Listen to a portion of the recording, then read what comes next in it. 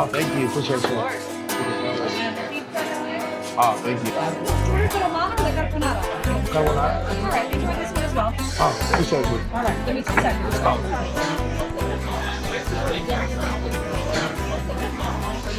Cheers. To your continued success. Thank you, brother. Yeah. Good. You want some pizza? Yeah, I'll grab one. Yeah. So, Baldwin Park to corridos to some might call it neo soul. I would call it more like nuevo R&B, or something along those lines.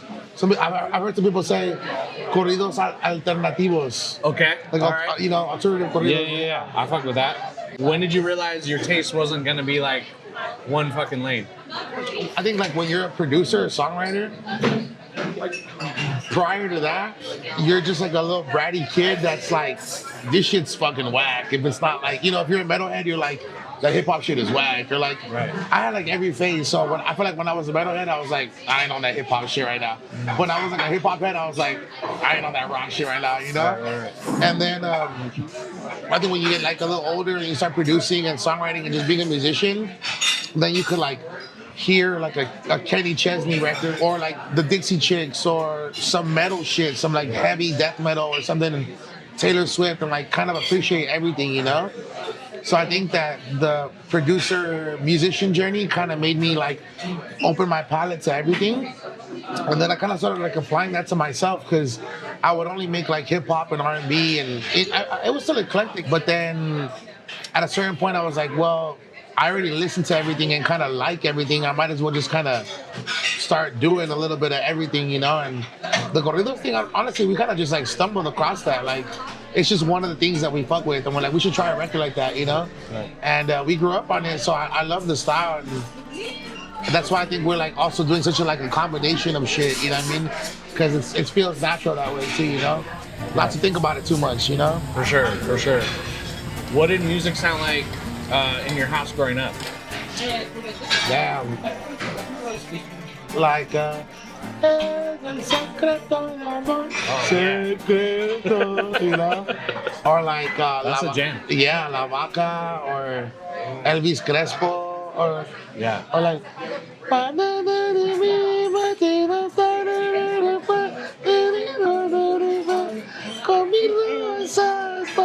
yeah, that shit, Like, kind of everywhere. Oh, also, Dixie Chicks. That's why I brought up the Dixie Chicks. Okay. But my mom really liked country. Yeah.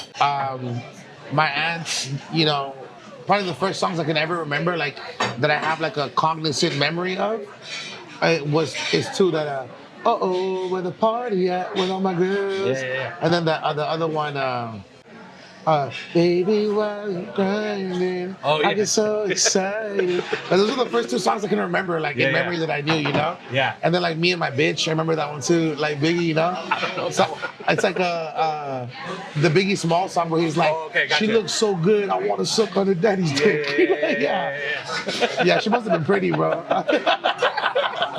So that was shit like you heard on the radio and stuff. For my aunts and stuff, my aunts and my uncles and shit. Yeah. Little kid. Sure. And then obviously like the norteño and all that should just be around us growing up, So Yeah. when you're like growing up and like my mom is picking me up from junior high, or my grandma's picking me up from junior high, and she's playing some like hella rancho ass, like, Ramon Ayala or Marco Antonio Solis, and it's like so loud, and I'm just like, what the fuck are you playing that right now? Like, Yeah. picking me up and like, just like no bitches or like, Yeah, but like bumping like Mi Tesoro and stuff like that. Like that kind of and then you're like embarrassed of that a little bit when you're growing up, and then you get older and you're like, oh man, that was the shit the whole time. That was the, You said the corrido thing is like more recent, right? And then you're describing a lot of like hip hop and country. Was there like a natural collision for that thing, or is it more like fuck it, we're just gonna experiment with it? But definitely felt natural. Like, I was just driving in the whip. Me and my brother, my little brother, his name's Angel. This fool, like, he's super tapped into the culture, knows all the types of artists coming out and stuff. So we've always like shared playlists. We call it rolas. It's always been the same name since we were younger, But like we'll have a playlist that we've been sharing. I don't know if it was iTunes or which one, but they made a function where you could like have karaoke mode, Okay. like just instrumental, you know. Yeah. So then, it must have been like 2019 or something, and I was driving in the whip. I was like, man, I really feel like I could just like write something to this type of shit, you know, because I was already bumping it all the time, you know. And I don't know if you're familiar with some of the music, but like there was a song called, I want to say it's called like, and that's the which one's that one? What was it called? It's like a famous song, like a real famous like song that was kind of like popping on like a local level out here, pretty heavy too. Yeah. And the hum is like, and as the mundo frío, vivido la prohibida, and like I remember hearing that shit and just being like, man, I feel like it's almost like some rap shit. I could like do some auto-tune, something over this, you know? And so I would just kind of like flow, make an idea. And then later that day, my buddy, he posted on his story, him like all his close friends like, I'm not gonna use this, just fucking around. And I was like, it was a corrido idea, you know? So then I was like, damn, what the fuck? Like, we should try to make something together. What are you doing tomorrow?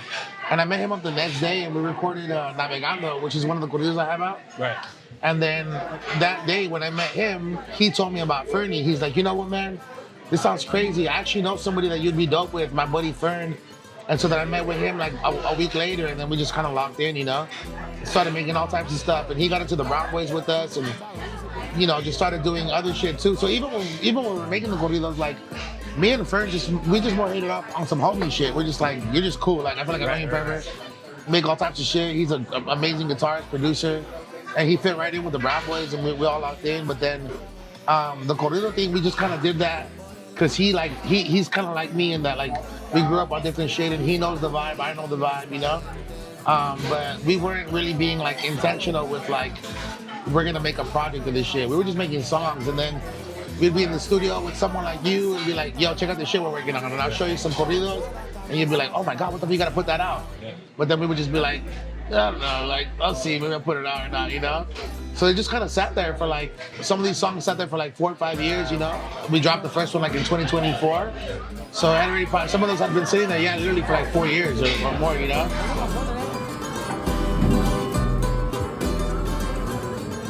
You have the corrido elements, you have, the corrido alternativos as well, but you also have like the hip hop, you know, shit. You're rapping both in English and in Spanish, I would argue, you know? Even in the style of corrido, you know? It's like, you're kind of like weaving in and out the entire song. Yeah. Which I think is, I've never heard anything like that before, you know? Yeah. Tell me how it came about. I'm sure Fernie will speak to this too, but like it hasn't really been like, we've been intentional in like making good music, but not in the sense of like deliberately being in the studio and being like, yo, this next verse has got to be in English, and the next stanza it's got to be in Spanish, blah, blah, you know? I think we were just making something that felt good, and I think there's a part of me also that's like felt a little bit in my brain like, yo, like I can't just be the only Spanish fool. Like, I don't want to just like become the like, I only sing in Spanish fool now, you know? Like, almost everyone I know like doesn't even listen to that music, you know what I mean? But there's a world where we can do that, so it was partially a little bit of that bug too, like of like just trying to make some more music that I feel like feels closer to what I'm familiar with more, you know what I mean? Yeah. And not really thinking about it too much. I mean, we write how we talk, and I feel like we've always written how we talk. So with the Spanish stuff, it almost made sense to do the same thing, just like write how we talk, you know? I don't know all the phrases in Spanish because I'm pocho, you know? So I would probably be like, you know, te quiero mucho, estás muy bonita. I really think you're so pretty. Like, you know what I mean? Like, I wouldn't know how to go further than that, you know what I mean? Yeah. So yeah, man, it's like a happy medium of like trying to make a good studio sound with this corrido shit that we're still figuring out how to like produce and always figuring out like new ways to do it. And at the same time, just like not thinking about it too much and just kind of having fun with it, you know? Yeah. And I'm not the first person that does like the Spanish English shit or even like no. But I definitely hear you when I say that like it feels unnatural or sounds like kind of a little janky sometimes, you know what I mean? So I mean, janky is one way to say it. I would also say it's like real fucking cutting edge right now too. You know what I'm Yeah, saying? yeah. Like, I've been thinking I got lucky, bro. I'm like, I think we got lucky with this shit. Yeah. yeah. So I mean, what I'm hearing is you're essentially making music that you want to fuck with. You know, like some Yeah, shit yeah. that, like you're cruising in the whip and like bumpy, something along those lines, right? I mean, Honestly, yeah. Like just something that I feel like we would gel with. I feel like in my head, I always have my brother in my head a little bit, or like Yeah. some of the homies, like what would he think, or Yeah. what some of these fools think, you know? yeah. You know, Fern plays a majority of the guitar, if mostly all the guitar, at least, you know. Blue lays guitar on it too, and then it's a Brown Boys affair, but you know, a lot of it also is like sounds that this fool knows from groups and influences he has, and he also knows how to play like a lot more other shit, you know what I mean? So I think that it just like you hear that too I'm sure like another guitar player that plays some of that shit would also hear this fool playing it and be like, I could tell that this fool is like R&B soul guy, or like has some steez on some other shit, you know? Yeah. Because even like if you hear like some of the corrido music, like they call them like I think acordes or something, but it's like the fills, you know, like guitar fills, adornos. They call them adornos. Yeah. So like some of the adornos in like corrido music or norteño, I mean these guys are ripping. They're like they're doing some crazy shit, right? They're fucking getting down. Yeah. And now there's a little bit more of a hybrid player that kind of understands a little bit of both worlds. Sure. But I still feel like when they hear like Fernie or Blue playing, like those, it's almost like these fools know, like a musician, we know, like, oh, okay, like he's that type of fool. Like, you know, they'll hear him play a lick or something and be like, all right, he's like that type of fool. I'm this type of fool, but he's that, you know? And I feel like that's kind of helped us in the music because we are just doing what feels good, you know what I mean? Right. And not thinking about it too much. Yeah. Yeah. And then I think, and I mean, we've already kind of hit upon this, but I think the inclination to like rap over that shit too, you know? It's like, it's just like a perfect like synergy in that respect. Everyone keeps calling me Juan Tolliver. Explain that. Do you know who Don Tolliver is? I know the name. Yeah. So I think he's married to Cali Uchis now. Maybe, yeah. Yeah, this is what. Yeah. Yo. Dope. I mean, even when I was making only English shit, Yeah. like rapping and stuff, people still say that I sound like that fool. Okay. I think we just have God hit copy paste on the voice or something, you know. It's like Action Bronson and Ghostface Killer type situation, you know. They'll comment and be like, Don Tolliver voice, Juan Tolliver, like, you know. But I think it's a good thing. It's a good thing, you know. Like people associate like with greatness or something, right? Like, you know. Yeah. Even the food here, like someone could taste this and be like, oh, this reminds me of a restaurant I went to in Italy. It's like they're still holding that in the likeness of something that's like, you know, like, and it's important to do that. Yeah, he don't like that one. He like that one. Juan Tolliver, you could use that as like an MF Doom alias sometime. Yeah, or Juan something Tolliver. like that, Yeah, you know?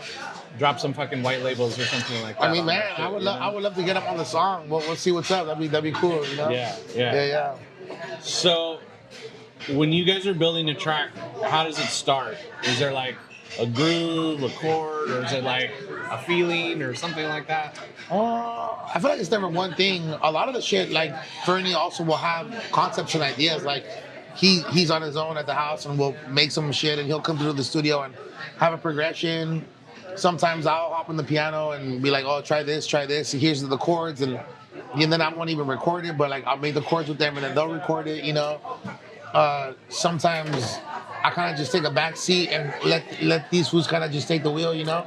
It's never one thing, man. It's almost the same thing as any other type of music. Like it could be a bass line or a vocal line, or like my voice note is filled with, I guess, so many different types of song starters, you know, from like humming to these fools playing something to piano, drums, you know what I mean?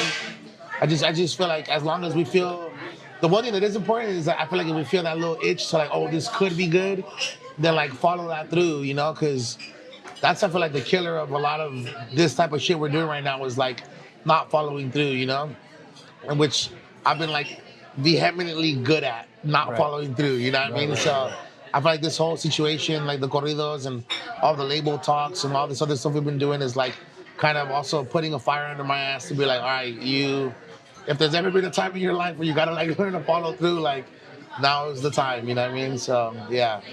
But there's been a lot of good catalysts, and even lately on the song starter shit, like I feel like because we're trying to try so much new elements and so many new things and crossing over like pop and rap stuff, that's even been kind of fun lately because everything feels so brand new, bro. Like in pop music or rap, there's been so many things done over again. Maybe so you've heard people have like major reverb or chorus on their voice or an effect, Right. and then maybe you do that on like a Spanish record, and someone's like, "What the fuck is this magic this person's doing?" You know what I mean?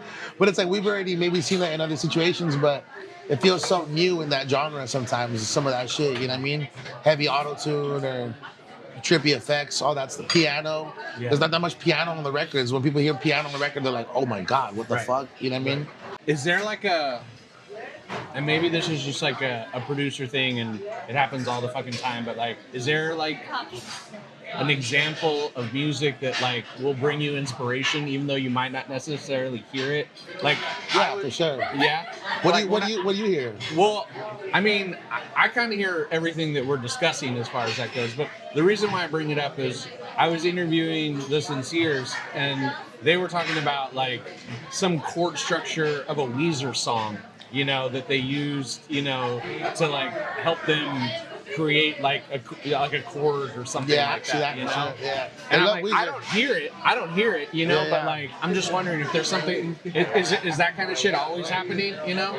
Yeah. For this type of shit that we're doing, there's a lot of different ways we could go about it, but lately I feel like we've been pulling a lot from the indie R&B elements, and someone asked me like what my dream collab is, and I said my dream collaboration would be like the Isley Brothers with Ramon Ayala featuring me and Frank Ocean. You know what I mean? Like, Yeah. that'd be like a fire collab, you know? For sure. So yeah, just kind of existing in those sonics, I guess, you know? Yeah. I'm sorry, guys. No, put an order. Yeah, let's do it. You guys have specials today? I do. Okay. Sounds good. Pasta specials. We're gonna do ravioli. A little bit different. We're gonna do 2 larger raviolis. Fatta parmigiano mozzarella. We're doing it with ground meat and sea sauce. All sauteed together with a vodka tomato cream sauce, a little bit of garlic, parmigiano, and some clams. And then the meat tonight is the pashola, the pork chop. We're doing that with a mushroom marsala sauce. The pork chop is filled with prosciutto cotto and mozzarella. Is that the one, the pork chop? Pork chop is good. It's a nice savory, sweet balance. If you I'm down. Yeah. So, can you tell me like who the fuck are the Brown Boys? Like, who Yeah. does it consist of? What do you guys do? These guys right here, Okay. we're missing 2 technically. Okay. Our singer Brian Gazzo, Okay. and then he also plays drums, and then our bass player, his name is Drew, he's a daddy. He's got a baby and a wife, so he'd be out busy too. Right. But I feel like, you know, lately everyone's kind of just starting to get into the boat because we're about to start doing more shows. And when we do shows with Eleazar, it's going to be like a Brown Boys Eleazar affair, you know? But we met probably like 2018, a lot of us. I've known Gazzo, the drummer, the longest. I probably known that for, I don't even know how long, man, like a long time, you know, like maybe like 10 years or 12 years, something like that. Mm-hmm. Yeah, we kind of just met, and everyone was a producer, songwriter, and we kind of just hit it off. And then during COVID, we were working with when I met you, Yeah. we were working at Water the Plants. You know, it was a studio back in the day. We were working at a place called Water the Plants, randomly with the guy that owns Taconazo, you know, and that's how I met you through the Taconazo stuff. Yeah. And then when that fell through and it kind of didn't, that wasn't happening no more. We got out of that situation. It was like me and these fools and another group we have called Brother Smack, and we were kind of just like floating between my house and my brother Stretch's house, and then his house, going back and forth all the time. And then like 2018 and 2019 passed, and we were kind of getting by, like trying to produce and figure out what the fuck to do, you know, honestly. And then in 2020, COVID happened. I don't know if you guys remember that. It was really chill. It was like kind of like a fluke thing, you know. It's like, Yeah. yeah.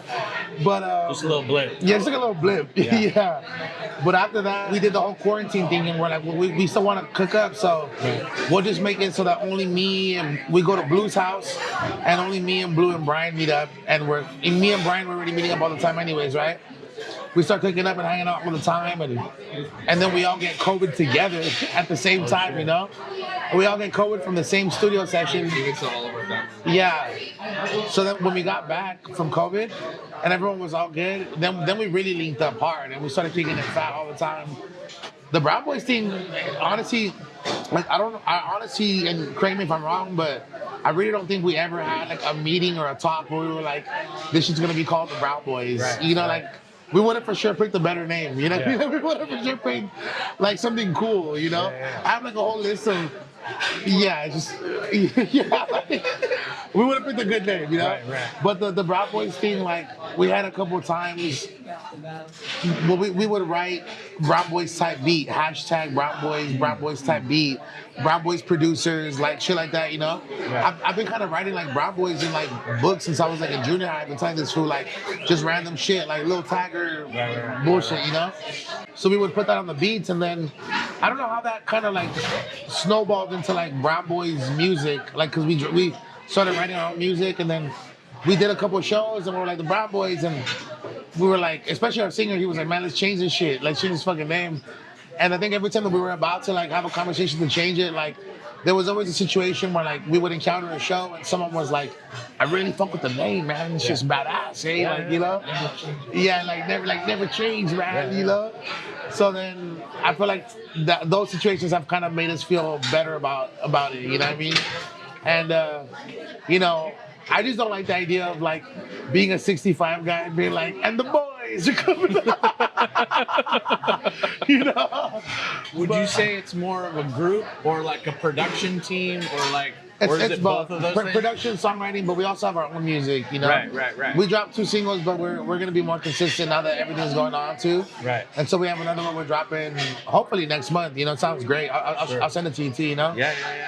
But kind of just tackling it from all angles, really, you know? I feel like without sounding too like preachy and dreamy about it, I really do feel like there's so much right there, just like served on a silver platter for us to just like take and grab, dude. Like as far as like presenting something to the world and to the culture, to the city, to out here, the West Coast, that's like foods like us that can kind of do everything from like corridos to indie shit to, you know, cumbias and rap shit and folk shit, you know, whatever. And so, you know, I would even say like it feels even sometimes like a movement type shit, you know, for real. But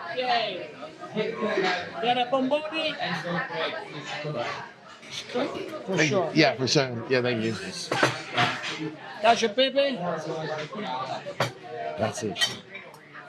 Thank you.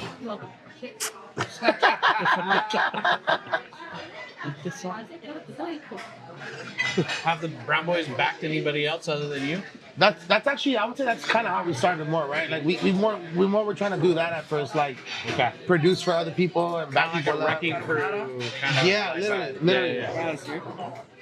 Oh, that's the one.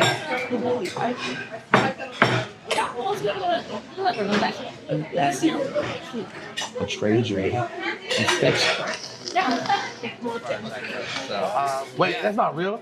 We're about to find out if this time. No, it's not real. It can't be real. Oh, it's real, man. Oh my God, the homie. Ain't no way. What? Hey, Razan Rondo. Hey, little Bill. Hey, little bit. Hey, have you seen the movie Prometheus? Fool? Holy shit, bro. Hey, what happened? You literally look like one of those shrunken heads, those cursed shrunken heads. And the Beetlejuice. Look good, bro. Good shit. Damn, the barber. He said the barber fucked up his shit. That's crazy.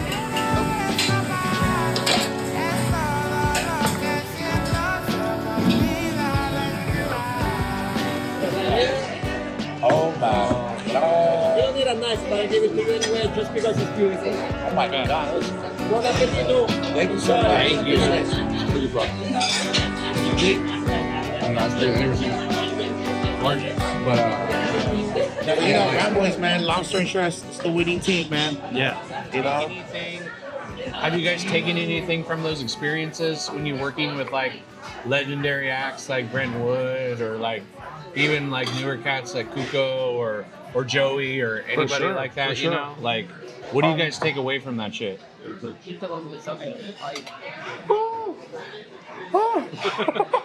Is it hot? I feel like We take something from every situation a little bit. Sure. You gotta take what you like and leave what you don't. Right. When I met with Kuko for the first time and I had a rehearsal, after the first rehearsal, you can ask these foods, but I literally called everybody. And this was like maybe like 2.5 years ago, but we had like a day off.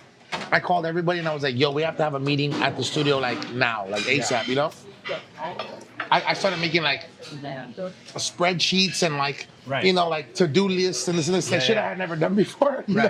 Right. And like, you know, when everybody met in the studio, they were just like, yo, what's up? Like, what's going on? And I just kind of told them, you know what, man? I'm at this Kuko gig and we're seeing things and I'm seeing how his team moves and I just feel like we're not like moving the right way, you know? I'm not saying that he hasn't figured out, but what I am saying is that I see that like, if we really want to do this thing that we're talking about, like we're not doing it the right way. Like there's like clearly something missing, you know, like they're only focused on this operation and they have people delegated to situations to like, you know what I mean? I started seeing how people build that machine around them, you know? And so with Kuko, I was like, I really felt like compelled to like talk to the boys and be like, yo, bro, I know that we have something really special. I feel like we have to like try and change some shit. And I feel like all the tours we've been on, we've learned something. I think we also always talk about it, but it's like when we finally go on a tour for ourselves or in a Brown Boys tour, or a side tour, there's a lot of things that we're gonna do different. There's a lot of things that we might do the same, you know?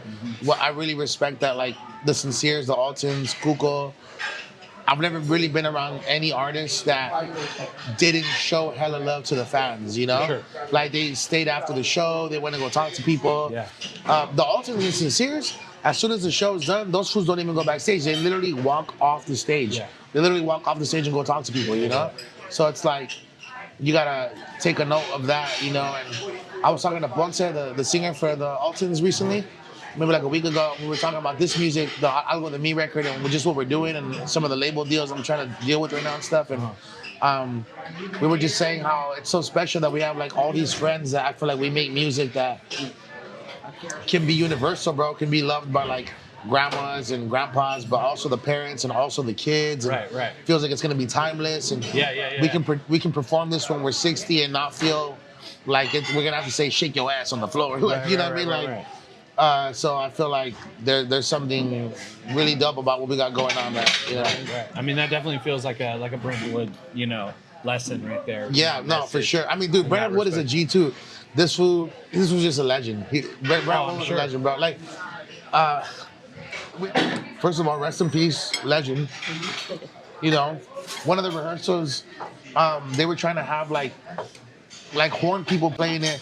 So he made me and the horn player solo over that one song, Me and You, you know? Yeah. He made a solo over that shit for like 25 minutes, bro. I'm not even joking. Playing the whole time, he'd be like, now you. All right, now you. All right, now you. And the homie says that he was next to him, and he heard him go, that'll show him.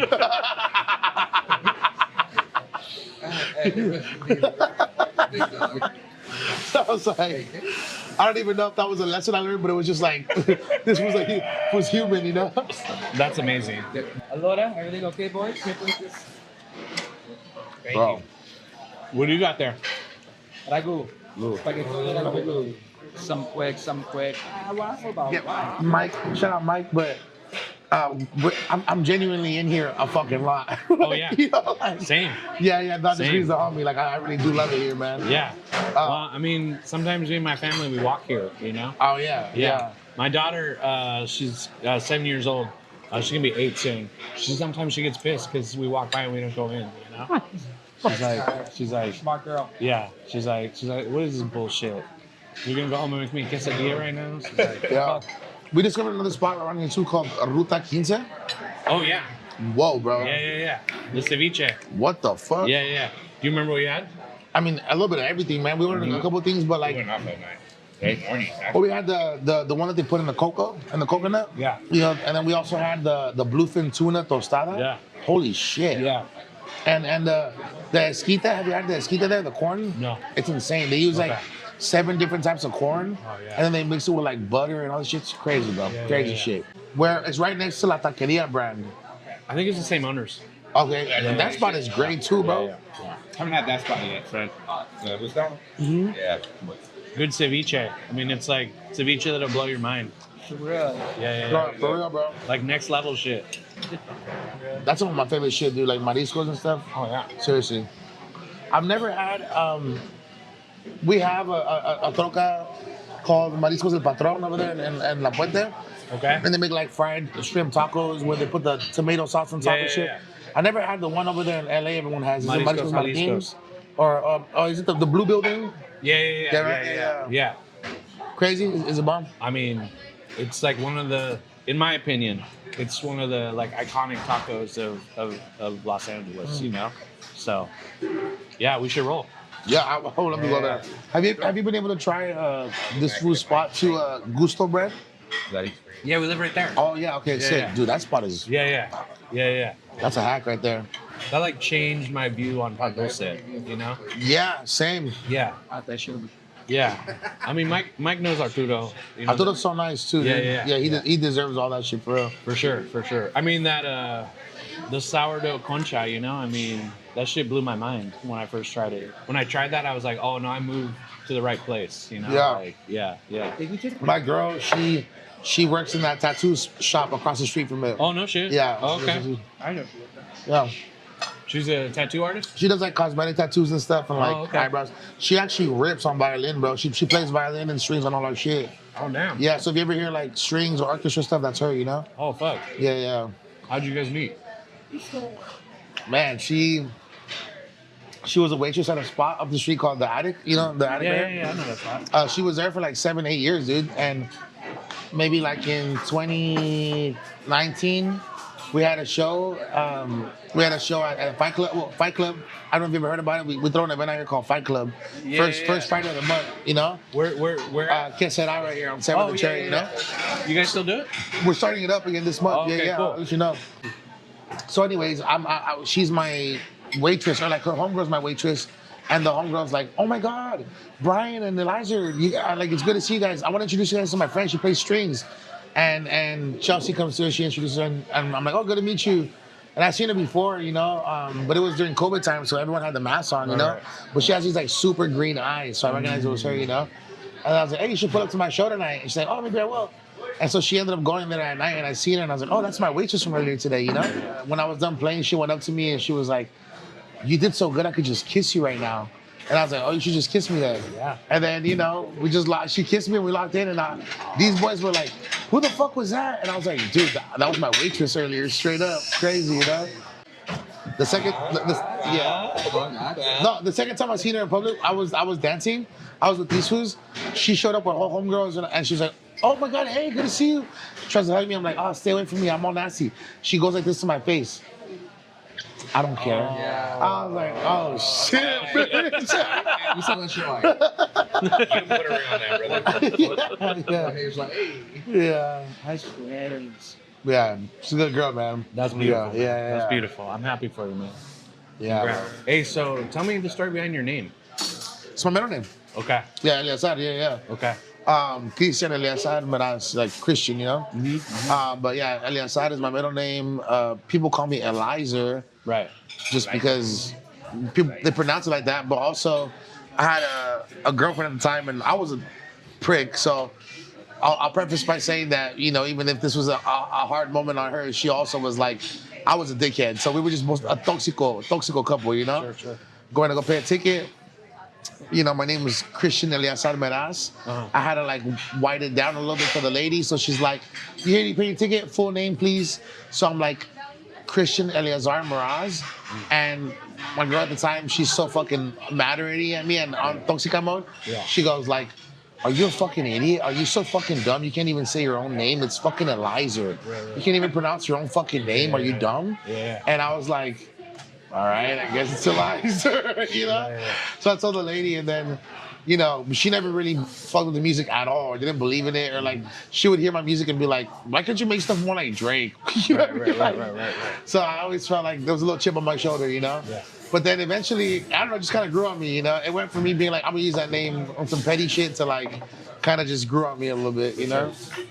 Where does it come from? Dude, Because I've never heard it before. That's why. yeah, well, it's my dad's name. It's a Mexican name. It's a biblical name, I think. Okay, that's Eleazar. what I thought. Yeah. Yeah. And my grandma named my dad that because my dad's older sister was dating a guy, and his name was Eleazar, and my grandparents really liked the name, so then they named me that, and then he cheated on my tia. You know, but I was like, whatever. The name's cool. Yeah. I wish it was more mythical. You know. Yeah. Have you come across anybody else with that name? I have. You have? Like very few. Yeah. What? Yeah. Yeah. I think it's like it's a story of a guy that like it was one of David's soldiers, and everyone abandoned a war field, but he's the only one that stayed behind, and he fought everybody and killed them, and he killed so many people that his hand got stuck to his sword. I remember, you know, it's Okay, like that a sounds very familiar. famous Yeah. like story, you know. But yeah, we appreciate you. Appreciate you. So does your mom still call you Christian? Yeah, for sure. Well, honestly though, the majority of my family literally calls me Elijah. Even my Yeah. mom sometimes. Yeah, Like yeah. I didn't really ask for that. They just called me Elijah. Yeah. I want to thank you for having me, bro. Hey. And I want to thank La Parolaccia for the bread pudding. Even though I'm gonna buy it right now, but like, thank the guys for everything. And dude, thank your dad for the steak. Thank you for having us. Love you, bro. Seriously. Always. La Parolaccia, new album dropping 2026, summer 2026. They're not ready for this shit, bro. Yeah. The Pizza Chronicles. Hey. Just drop it. Nah, bro. Maybe get on it. Yeah. I gotta go live. Yeah, I want to see, man. Pull up, man. We're there.